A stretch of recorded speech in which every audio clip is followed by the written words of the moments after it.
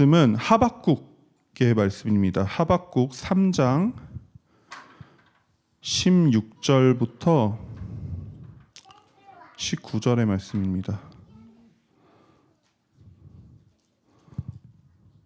하박국 3장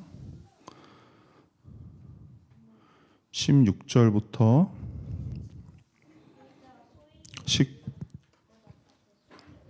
19절의 말씀입니다.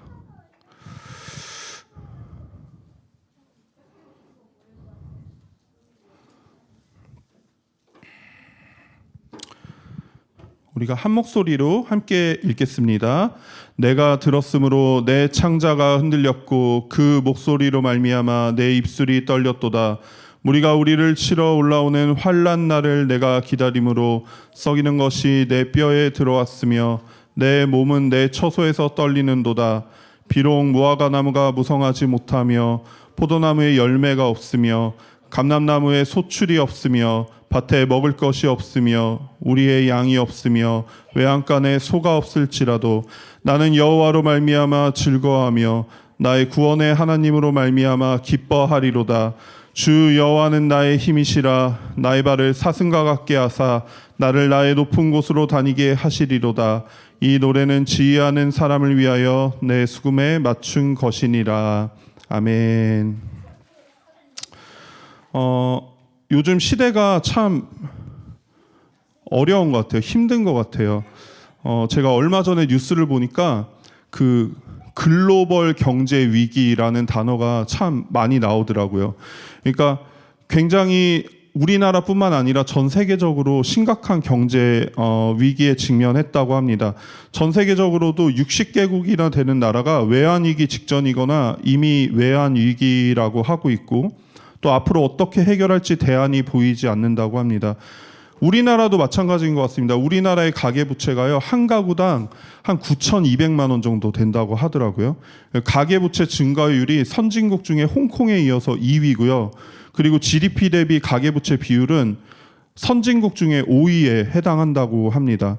그리고 그것뿐만 아니라 무역전쟁으로 인한 폭풍과 인플레이션, 또 우리나라가 세계 1위의 저출산 국가잖아요. 그리고 얼마 전에 있었던 그런 정치적인 불확실성까지 합쳐서 한국의 많은 전문가들이 IMF 이상의 위기가 올 거다라고 말하는 것을 들었습니다. 단순한 경제 위기뿐만 아니라 이 시대를 살아가는 사람들의 마음도 참 어렵구나라는 걸 느낄 수 있는데요. 우리나라의 우울증 환자 수가 100만 명을 넘었다고 합니다. 그리고 공황장애 발병률도 4년 사이에 거의 50% 가까이 증가했고, 또 너무나 잘 아시다시피 우리나라 자살률이 OECD 국가 중에 1위잖아요. 그리고 많은 것이 병들고 많은 것이 어려워서 마약 청정국이라고 불렀던 대한민국이 이미 마약으로 많은 자들이 고통받고 있고, 또 도박 중독자가 237만 명에 달할 정도로 굉장히 심각한 그런 마음의 병도 앓고 있는 것 같습니다. 그런데 더 큰 문제는 뭐냐면은 앞으로 괜찮아지면은 다행인데, 그런데 계속해서 악화될 확률이 훨씬 더 높다는 게 더 큰 문제라고 합니다. 그래서 우리가 얼마 전까지만 해도 절망적인 시대를 표현하는 그 표현 중에 3포 세대다, 5포 세대다, 뭐 M포 세대다 이런 말이 있었잖아요. 그런데 요중에는 그 M포 세대가 아니라 이생망이라고 하더라고요. 이생망. 이게 뭐냐면요, 이번 생은 망했다, 이거의 줄임말이라고 하더라고요. 그러니까 모든 사람들이 이 말에 동의할 정도로 굉장히 어렵고 힘든, 그런데 이걸 해결한 방법은 모르겠고 어떻게 다시 돌이키고 싶은데 돌이킬 수 없는 상황 가운데서 꾸역꾸역 살아가지만 마음이 무너지고 절망 가운데 신음하고 아파하는 그런 시대를 살고 있는 것 같습니다. 참 쉽지 않은 분위기입니다. 어디에선가 소망을 발견하고 희망을 발견해야 되는데 그게 참 어려운 것 같아요. 오늘 읽으신 본문이 하박국서가 쓰여진 시대도요, 정말 많은 것을 포기하고 많은 일들 때문에 절망할 수밖에 없었던 시대였습니다. 어쩌면 지금의 시대는 비교도 되지 않을 만큼 훨씬 더 절망적인 시대였던 것 같습니다. 대외적으로는 당시 강국이었던 바벨론, 메데 아시리아, 이집트의 각축 속에서 주변 열강들로부터 끊임없는 위협을 계속 받고 있었고, 그리고 남유다를 다스리던 여호야김은 매우 난폭한 독재자였습니다.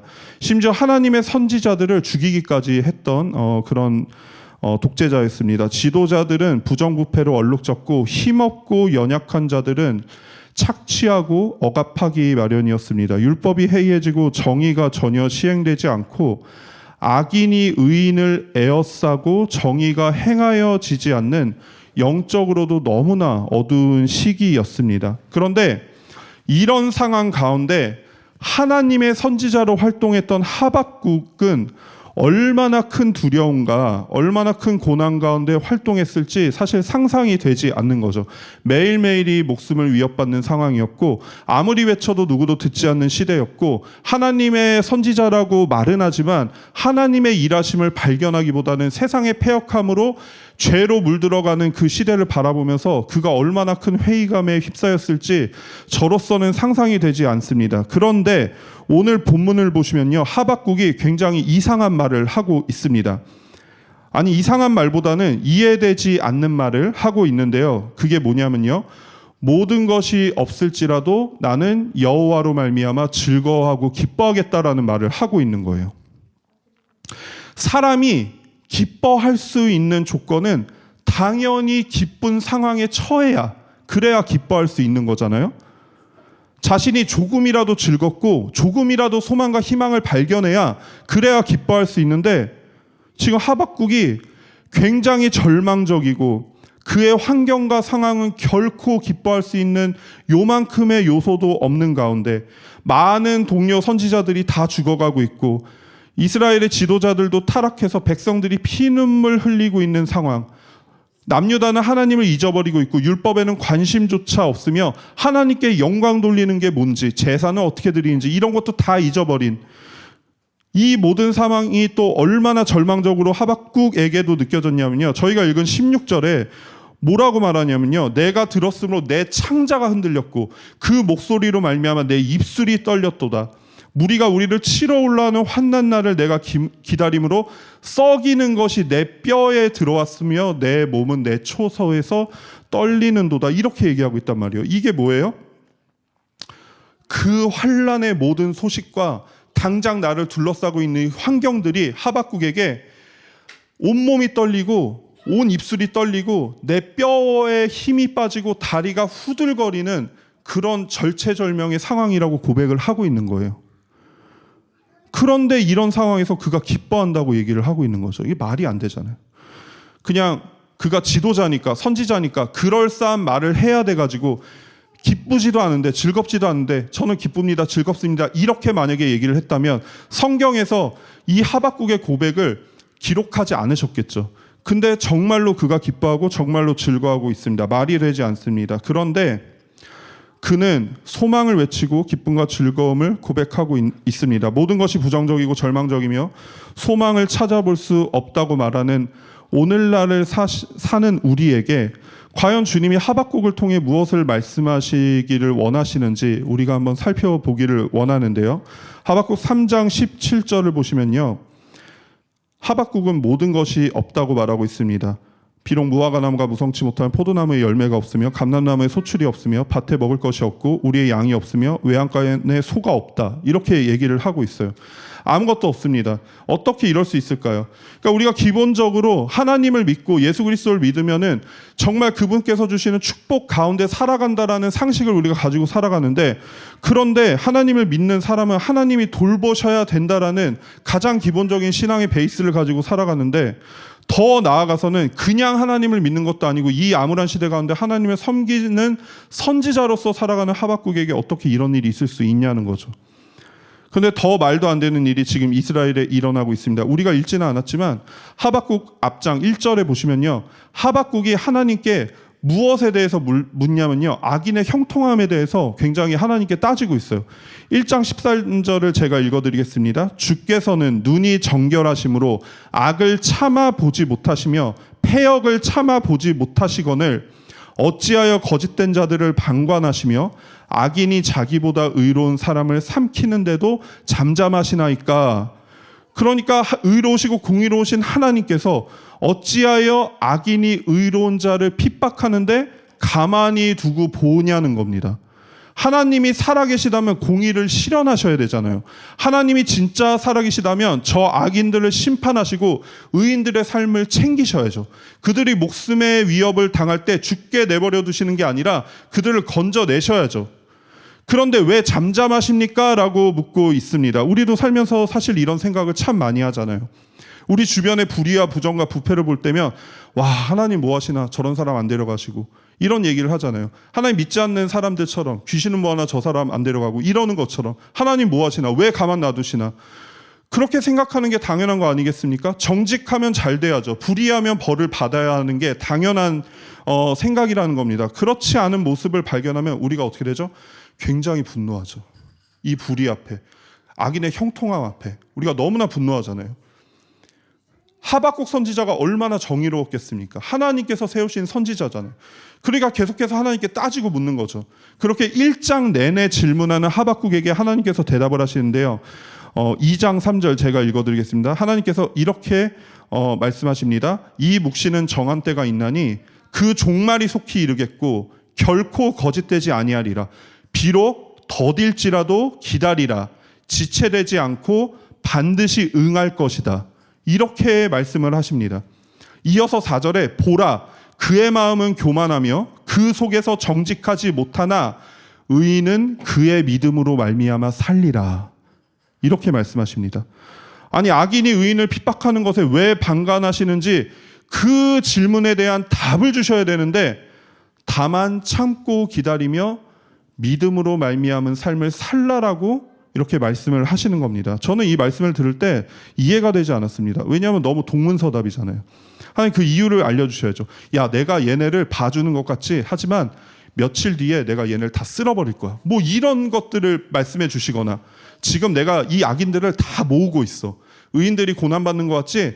의인들도 내가 다 선별하는 과정이야. 그리고 1년 뒤에 다 진멸해 버릴 거야. 뭐 이런 속 시원한 그런 대답을 주셔야 되는데, 그런데 의인은 믿음으로 말미암아 살아라. 이렇게 말씀을 하시는 거예요. 당장 하나님께서 악인을 심판하시고 의인을 구하셔야 하는데 고난받고 있는 하나님의 선지자 백성들을 위로하고 도우시고 격려하시고 그들을 세우셔서 남유다의 영적 타락을 고치셔야죠. 고치셔야 되는데, 그런데 이게 무슨 말입니까? 하나님은 신이시니까 피조물인 우리의 문제는 공감하지 못하는 걸까요? 그냥 입 다물고 있으라는 겁니까? 물론 우리가 그게 아니라는 걸 알고 있죠. 만약에 그랬다면 예수 그리스도께서 이 땅에 육신의 몸을 입고 오실 리가 없잖아요. 그분의 사랑을 우리 가운데 확증하실 리가 없잖아요. 그렇다면 하나님께서 의롭지 않으신 분이십니까? 결코 그럴 수 없죠. 하나님은 공의의 하나님이시고 완전하시고 의로우신 분이시잖아요. 하나님의 의를 인간이 감히 측량조차 못할 정도로 완전한 의 그 자체가 하나님이시란 말입니다. 그런데 하나님께서 하나님의 백성들이 고통을 받고 악인들이 형통한 것을 묵인하시는 이유가 무엇일까? 먼저 우리 마음에 고쳐져야 할 전제가 있습니다. 바로 하나님의 사람은 이 땅에서 풍요로워야 하며 세상적으로도 형통해야 한다. 지난주에 우리 요셉 목사님께서 말씀하신 그 말씀이잖아요. 그게 고쳐져야 돼요. 우리는 흔히 교회 다니면 일이 잘 풀린다고 말하죠. 예수님 믿으면 인생에 안 풀리던 숙제가 풀리고 대학도 잘 가고 취직도 잘하고 돈도 많이 벌고 좋은 배우자 만나고 인생이 모두 우리의 소원대로 이루어질 것처럼 말하기도 합니다. 하지만 이것은 맞는 말이기도 하지만 100% 맞는 말은 아니라는 거죠.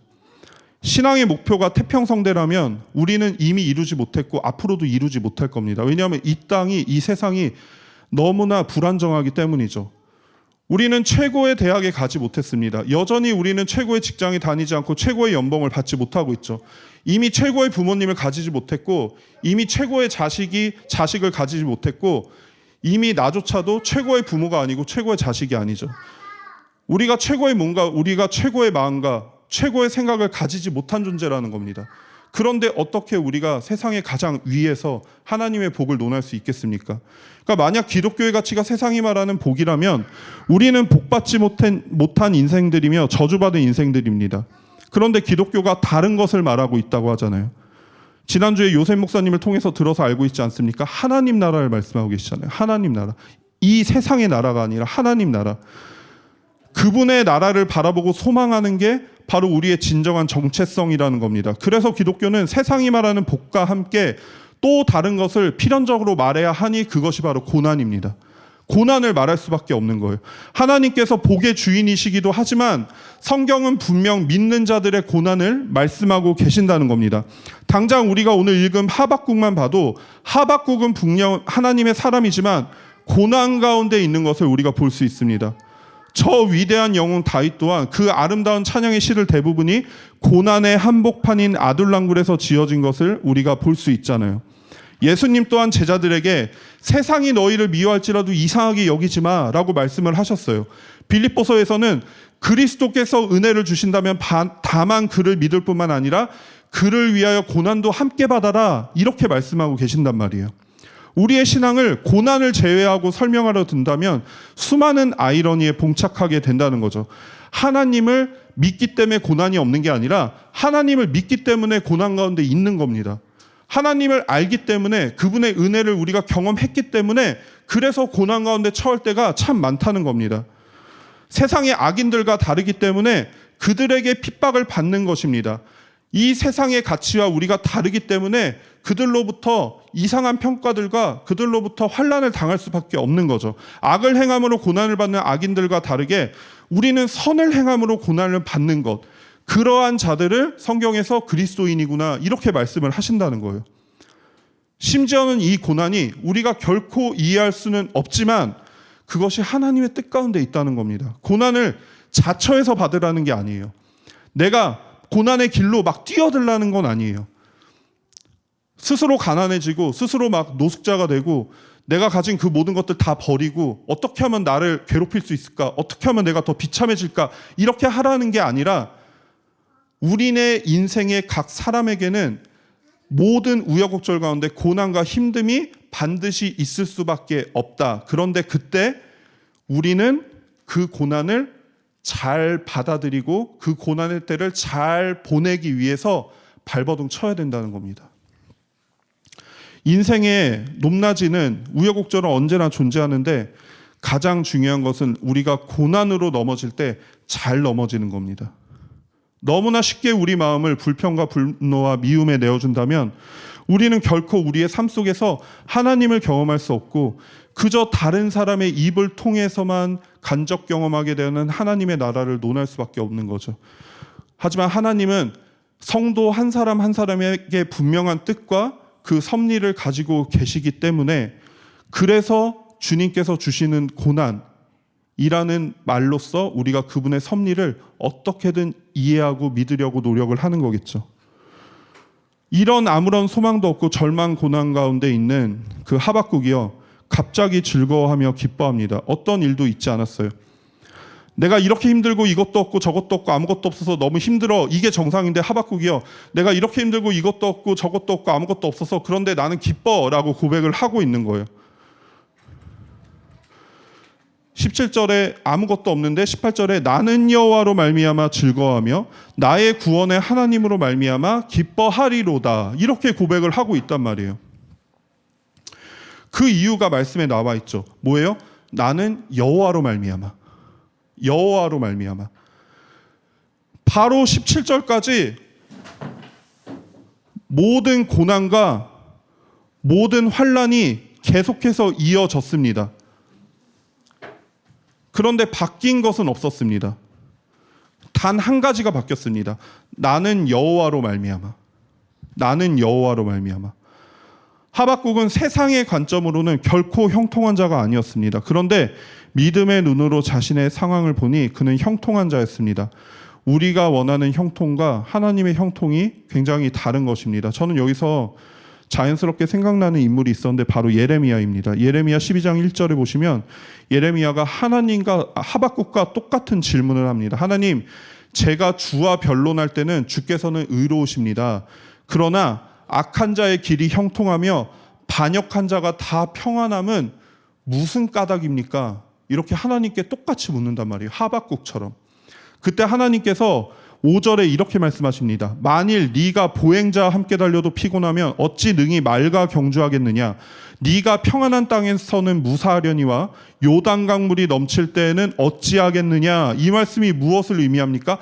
가장 악이 형통할 때, 그때 하나님께 따지고 있는 이 예레미야에게, 그런데 예레미야야, 앞으로 그 악이 더 형통한 때가 있어.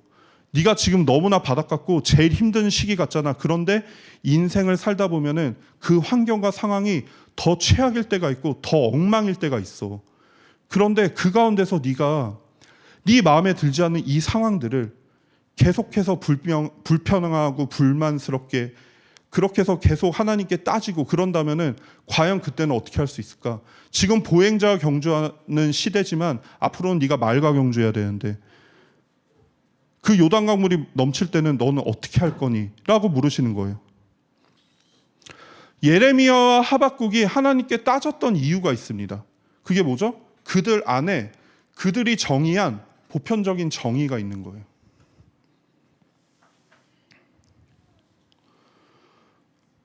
그러니까 가장 악이 형통할 때 너희 안에 정의해 놓은 보편적인 정의를 이루려고 하지 말고 오직 하나님을 바라보라는 말씀입니다.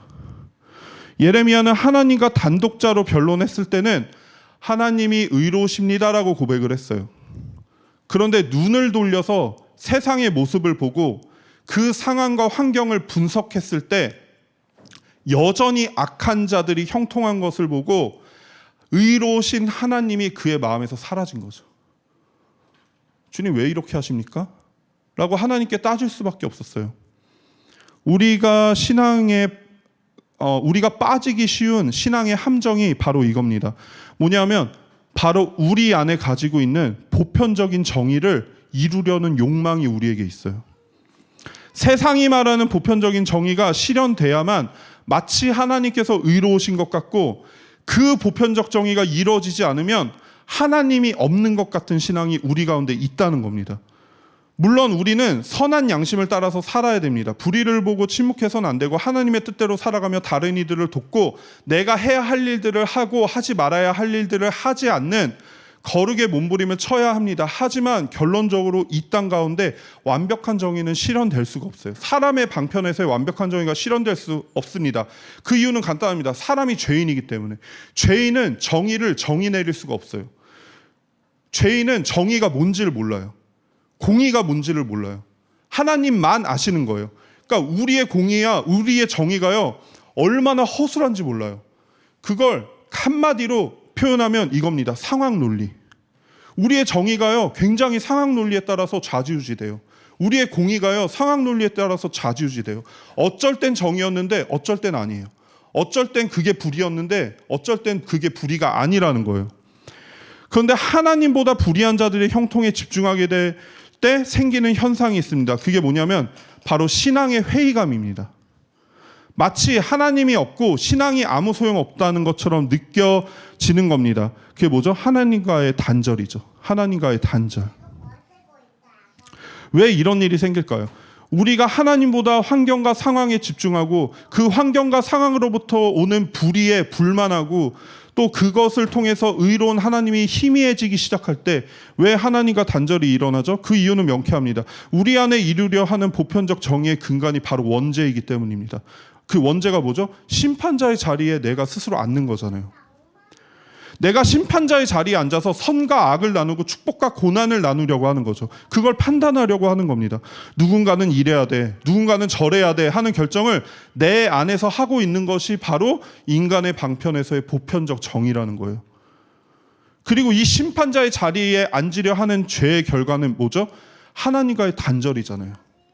원죄로 인하여 우리가 하나님과 단절된 것처럼 그러한 죄의 가장 궁극적인 역할이 바로 예수 그리스도와 우리를 끊어놓는 것, 단절되게 만드는 것. 죄를 지음으로 하나님과 멀어졌던 우리가 나도 모르게 다시 하나님을 주인의 자리에서 밀어내고 나 스스로 주인의 자리에 앉음으로 그분을 멸시했다는 겁니다. 너무나 타당하고 합리적이고 상식적인 명분으로 내 주변의 환경과 상황에 대한 심판을 스스로 하게 되고 결국 죄의 가장 궁극적인 목적인 하나님과의 단절이 생길 수밖에 없다는 겁니다. 우리가 이거를 신앙의 회의감이나 매너리즘 이런 것들로 표현하기도 하죠. 오해하시면 안 되는 게 하나님께서 우리에게 벌 주시려고 우리와 단절을 선택하신다는 말이 아닙니다. 오히려 반대입니다. 오히려 반대예요. 우리 안에 너무나 분명한 우리 나름의 결론이 시퍼렇게 살아가지고요, 우리가 하나님의 뜻을 버리는 거예요. 하나님의 판단과 하나님의 섭리를 무시하는 거예요. 그분의 음성을 무시하고 그분의 인도하심을 거부한다는 뜻에서 단절입니다. 예레미야가 딱 그런 모습이며 하박국이 딱 그런 모습이었다는 걸 우리 주님이 알려주길 원하시는 거예요. 네 안에 나보다 네가 더 살아있어. 네가 보고 느끼고 판단하는 그 모든 것들이 마치 진리인 것처럼 나에게 변론하고 있구나. 그런데 예레미야 하박국가 그게 아니야. 그게 아니야. 너희 안에 있는 보편적 정의를 이루려고 하지 말고 너희는 나를 바라봐야 돼. 이렇게 말씀을 하시는 거예요. 우리 안에 이미 판단이 섰고 불의한 자는 심판을 받고 의로운 자는 축복을 받아야 됩니다. 근데 그러지 않으니까 하나님께 따지는, 왜 우리 마음대로 주님 움직이지 않으십니까? 왜 우리 판단대로 주님 움직이지 않으십니까? 근데 이들에게 하나님께서 동일하게 요구하시는 것은 바로 하나입니다. 나에게 집중하라. 하나님께 집중하라입니다.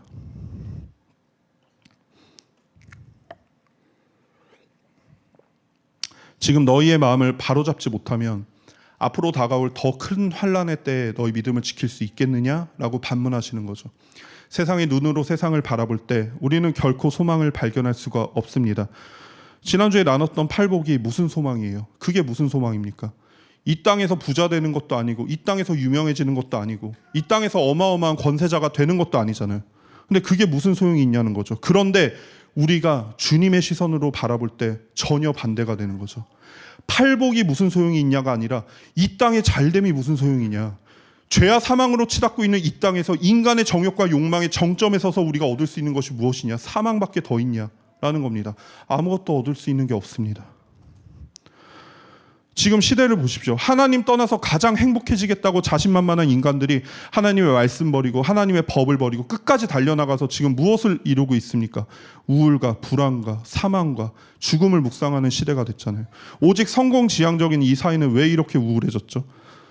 성공이 가장 큰 가치면 성공해서 행복해져야 되잖아요. 왜 죽음을 묵상하게 됐죠? 생육하고 번성할 땅이 충만하라는 하나님의 명령을 잊고 자신의 욕망이 우상이 된 이 세상은 왜 뒤늦게 국가의 존속 위기를 논하고 출산율을 걱정하고 출산 장려 정책에 힘을 쏟고 있냐는 거예요. 인생을 한 번뿐이니까 마음대로 즐기자는 욜로족들은 왜 지금 와서 땅을 치고 후회하고 있냐는 거예요. 독거노인처럼 돼버려가지고 내 욕망과 욕심을 따라서 가장 행복해 하겠다고 선포했던 그들이 지금 가장 불행하다고 지금 읊조리고 있잖아요. 오직 더 높은 곳을 향해 달려가는 인생들은 왜 그렇게 많은 사람들이 공황장애에서 헤어나오지 못하게 됐냐는 말입니다.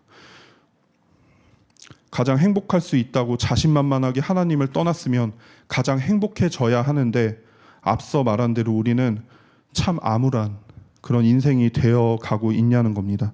때로는 이해되지 않지만 오직 예수 그리스도만이 우리의 생명 되심은 사실은 오직 그분만이 진짜 우리를 사랑하시기 때문이죠. 세상은 우리를 사랑하는 척합니다. 가짜 사랑을 주죠. 그러면서 우리가 죽기를 원하는데 진짜 생명의 소유자가 되신 그분, 우리가 진짜 생명을 갖길 원하시는 그분은 정말 이 세상에서 유일하게 오직 예수 그리스도 그분밖에 없다는 거예요. 그거를 발견한 거예요. 하박국이. 내 안에 원치 않는 내가 이루려고 하는 보편적 정의를 이루는 것보다 내가 하나님을 진짜 만나버리니까 그게 다 아무 소용이 없는 거였구나 사실은. 그러니 하박국이 기뻐할 수 있었던 이유를 뭐라고 합니까? 여호와로 말미암아 내가 기뻐한다라고 고백을 할 수 있는 거죠. 하박국의 소망대로 불의한 자들이 물러나서 기뻐하는 게 아니고요, 의인들의 고난이 끝나서 기뻐하는 게 아니에요. 오직 여호와 하나님께서 살아계시니 그거 하나만으로도 내가 기뻐하고 즐거워할 충분한 이유가 됩니다라고 고백을 하고 있는 거예요. 이 말이 뭐냐면요, 비로소 하박국 안에서 하나님이 가장 높임을 받으셨다는 겁니다. 하나님보다 더 높았던 내 보편적 정의를 이루고자 하는 그 모든 욕망과 욕심과 내 지식과 지혜와 판단과 그 결론들을요 다 끌어내리고요, 오직 주님만 영광 받으시옵소서. 주님, 내 안에서 가장 높임을 받으시옵소서. 그때 하박국의 안에 기쁨과 즐거움이 회복이 됐다는 겁니다. 불의와 죄악이 판치는 이 시대, 우리가 반드시 기억해야 할 대목입니다. 그리고 그러한 자들은 이러한 고백을 하게 됩니다. 19절, 주 여호와는 나의 힘이시라. 아멘이십니까? 주 여호와는 우리의 힘이십니다. 그분만이 우리를 절망 가운데 소망으로 이끄시고 고난 가운데 기쁨으로 인도하십니다. 세상의 소망이 다 사라져도 주의 사랑은 끝이 없음을 우리가 압니다. 하박국과 같은 절망의 시대 때도 주님은 세상의 정의보다 오직 하나님께 집중하기를 원하셨습니다. 하박국 전체에 걸쳐서 하박국 선지자는 세상의 공의가 이루어지지 않는 것에 계속해서 의문을 품고 분노를 감추지 못했습니다. 그런데 그가 하나님을 진짜 만나버리자 이 모든 것들이 다 무의미해진 거예요. 그분의 어마어마한 임재 가운데 미물과 같은 한 사람의 의분이 아무 소용이 없다는 것을 그냥 알아버린 겁니다. 그거보다 더 중요한 게 있구나. 이 시대를 살아가는 우리에게 가장 필요한 은혜가 바로 이겁니다. 하나님을 만나는 것, 예수 그리스도를 만나는 것. 여러분, 우리가 신앙생활을 하면서 반드시 기억해야 하는 사실 중에 하나가 바로 우리의 훌륭한 모습이나 우리의 매력적인 삶의 모양을 보고 다른 사람들이 영향을 받아서 예수님을 믿게 될 거라는 착각입니다. 그건 굉장한 착각이에요. 우리의 도덕적이고 규모 잡힌 모습, 소위 말하는 거룩한 영향력을 끼칠 만한 모습일 때 세상이 내가 믿는 예수님을 발견하고 그 예수님에 대해서 매력적으로 느껴서 예수님을 믿게 되고 하나님 영광 받으신다라고 우리가 생각하기 굉장히 쉬운데요. 물론 우리의 모습을 통해서 그들이 교회까지 오는 건 가능합니다. 하지만 그들이 예수님을 따르는 자가 되는 것은 완전히 다른 일이죠. 오히려 아예 반대되는 일이에요. 그들이 매력적으로 생각했던 그 모든 것들 십자가에 못 박아야 되잖아요. 정말 그들이 탐내고 저렇게 잘 되고 싶고 저런 모양이고 싶어 했었던 것들이 실제로 우리가 기독교로 들어와서 이 진리 가운데 들어와서 예수 그리스도를 만나버리잖아요. 그거 다 십자가에 못 박아야 되잖아요. 그때 어떻게 할 거예요? 그 매력적인 것들이 다 사라졌던 그때 그들은 예수님 떠날 수밖에 없는 거예요. 왜? 목적이 그거였으니까. 마치 다른 세상 종교 믿듯이 예수님을 만나기 때문에. 물론 우리의 모습을 통해서 하나님께서 정말 매력적이고 또 세상적으로 수준이 있는 모습으로 우리를 높이실 때는 있죠. 그런데 그러한 모습일수록 우리가 오해하게 된다는 겁니다. 그게 바로 예수님 믿는 건 줄 알고, 그래서 예수님 믿어가지고 저렇게 잘 되는 건 줄 알고. 물론 성경에서 착한 행실로 아버지께 영광을 돌리라라고 말씀을 하셨지만요, 이 착한 행실은 믿는 자가 겉으로 보이는 선한 행위, 이걸 말씀하시는 게 아니에요. 이미 천국을 소유한 그리스도인들에게 반드시 나타날 수밖에 없는 복음의 밝은 빛을 말씀하시는 거지, 우리의 어떠한 행위로 인해서 그 사람들을 감화시켜서 그들을 예수 그리스도께 돌이키게 하라라는 말씀이 아니란 말이에요. 하박국처럼 내 안에 가장 높임을 받으셨던 그분의 가장 찬란한 빛의 그 엄청난 영광이요, 그래서 내 안에 가장 높기 때문에 그분의 빛이 나의 삶 가운데 흘러나올 수밖에 없는, 그걸 말씀하시는 거지 세상이 요구하는 기독교의 모습을 말씀하시는 게 아니란 말이에요.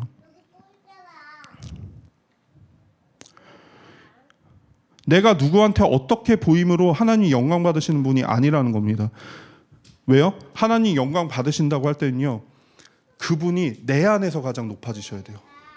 예수 그리스도가 내 안에서 높아지셔야지, 예수 그리스도가 저 사람 안에서 높아지게 하기 위해서 어떠한 행동과 행위를 하는 게 아니란 말이에요. 그러니까 사도 바울이 자신의 과거와 죄악들을 숨기지를 않잖아요. 이미 알고 있는 사람한테 다시 한번 알려주고, 모르고 있던 사람들한테 그냥 얼렁뚱땅 넘어가도 되는데, 야 들어봐, 내가 원래 이런 자였어, 행악자였어, 폭행자였어, 비방자였어, 죽이는 자였어, 하나님의 교회를 그렇게 없애고자 했던 자였어. 왜 그런 얘기를 하냔 말이에요. 왜요? 내가 죄인이고 죄인 중에 괴수임이 밝혀지면 밝혀질수록 내 안에 계신 예수 그리스도의 복음이 가장 고상한 지식이 되는 거죠. 그러니까 사도 바울은 나의 어떠함이 드러나는 걸 두려워하지 않았어요. 이건 다 배설물 같은 거니까. 죄인 중에 괴수 같은 나라도 살리신 이 복음이 가장 중요한 겁니다. 다른 사람이 나를 어떻게 보는지보다 훨씬 더 중요한 건 내 안에서 그분의 복음이 얼마나 고귀하게 여겨지고 있는가. 오늘 더 나아가서 하박국처럼 고난과 절망 가운데서도 가장 비참한 현실 가운데서도 여전히 우리를 포기하지 않으시는 하나님의 은혜를 만난 것, 그래서 그 은혜가 내 안에 가장 고귀하게 여겨지는 것, 그게 이 시대 우리에게 가장 필요한 은혜라는 겁니다. 그래서 여러분, 삶의 어려움과 괴로움 가운데 계시다면 기뻐하십시오. 왜요? 그럴수록 그분의 은혜가 더 선명해집니다. 내가 잘해서 살고 있는 것 같았는데, 내가 뭘 이루어서 내가 잘 살고 있는 것 같았는데, 그런데요, 사실은 그게 아니었다는 것이 가장 선명해지는 그때가요, 내가 절망과 고난 가운데 처했을 때, 혹은 내 죄악된 본성이 세상 가운데 숨기지 못할 정도로 흉악하게 드러날 때가 있잖아요. 그때 여러분, 우리는 죄책감에 빠져 있을 필요가 없어요. 왜요? 이런 죄인 중에 괴수를 살리신 분이 예수 그리스도시구나. 이게 너무나 선명해지는 거거든요. 어떤 현실 가운데서도 우리를 포기하지 않으시는 예수 그리스도의 은혜와 복음이 가장 선명해지는 순간이 바로 우리의 실상과 마주하게 되었을 때이기 때문입니다. 우리의 나약함과 우리의 죄인됨이 가장 선명하게 드러나는 순간 복음은 가장 선명해지고 그것밖에는 답이 없기 때문에 우리 안에 가장 높임을 받으십니다. 사단은 그래서 그 고백을 막기 위해서 우리의 자격을 가지고 우리를 뒤흔듭니다. 야, 예수님 믿는다면서 그거 가지고 힘들어해? 예수님 믿는다면서 그따위로 살아? 네가 예수님 믿는다면 더 복받음으로 증명해내야 되는 거 아니야? 죄인들만큼도 못 살면서 무슨 전도를 한다고 해? 라고 계속해서 우리에게 속삭이는 거예요. 이렇게 온갖 죄책감과 비교의식과 패배의식을 통해서 우리의 입술을 막습니다. 왜요? 사단이 너무 떨리는 거예요. 그런 절망 가운데서도 얘가 여전히 결론은 예수 그리스도라고 고백할까 봐 너무 두려워하는 거죠. 그래서 우리의 죄성을 가지고 계속해서 죄책감을 주는 거예요. 넌 자격 없어. 너는 아무 자격이 없어. 너는 아무 자격이 없어. 근데 그럼에도 불구하고 그렇게 죄인이고 절망적인 존재이기 때문에 그래, 나 자격 없어. 뻔뻔하라는 말씀을 드리는 게 아니라 그래, 나 자격 없어. 그 가운데 낭망하고 좌절하고. 그런데 그래서 나 또 흔들리고 또 넘어졌기 때문에 그래서 예수님밖에 답이 없다. 이렇게 되면요, 여러분, 내 안에 선한 게 아무것도 없기 때문에 그분만이 답이야. 그러면 사단도 우리를 어떻게 하지 못하는 거죠. 어떻게 할 수가 없어요. 나의 소망 없음이, 나의 죄악됨이 더 깊어지면 깊어질수록 그 복음은 더 고상해지고 더 높임을 받으시기 때문이죠.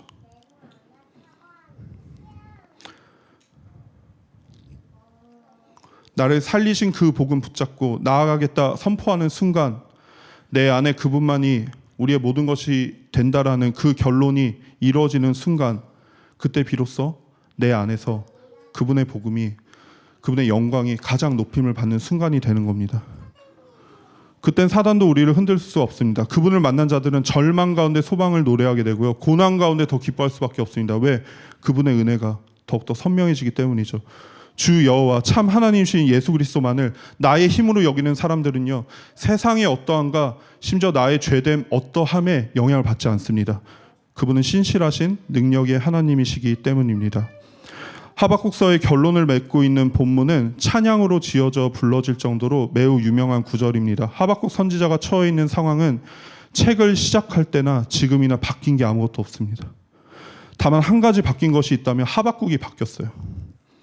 하나님의 통치와 섭리에 대해 문제를 제기하고 자기가 생각하는 공의를 주장하던 그가 여호와 하나님의 능력과 섭리에 대해 새로운 이해가 그에게 임하고 나서 그는 오직 하나님 한 분만 바라보며 기뻐하며 즐거워할 수 있었습니다. 우리의 신앙생활에 있어서 가장 많은 공을 들여야 할 부분이 바로 이 부분입니다. 우리 안에서 예수 그리스도께서 가장 높임을 받지 않으신다면, 우리가 매일 기도와 말씀으로 하나님 나라를 발견하지 못한다면 우리는 이 시대에 절망에 잠식될 수밖에 없습니다. 바라기는 소망을 찾을 수 없다고 말하는 세상에 소망이 바로 살아계신 예수 그리스도이심을 담대히 선포할 수 있는 우리가 되길 원합니다. 나의 모습과 나의 행위야 아무 상관없이 오직 그리스도의 복음만이 내 안에서 가장 존귀케 되길 소망합니다. 우리의 자격 없음이 드러나면 드러날수록 그때서야 비로소 자격을 갖추게 되는 가장 선명해지는 그리스도의 사랑을 선포하며 다른 누구에게 보여지기 위해서가 아닌 가장 먼저 우리 안에서, 우리 교회 안에서, 우리 가정 안에서 예수 그리스도의 그 고상한 지식이, 그 복음이 가장 큰 영광이 되는 것을 경험하는 진짜 예배자가 되기를 주님의 이름으로 축복합니다. 잠시 기도하겠습니다.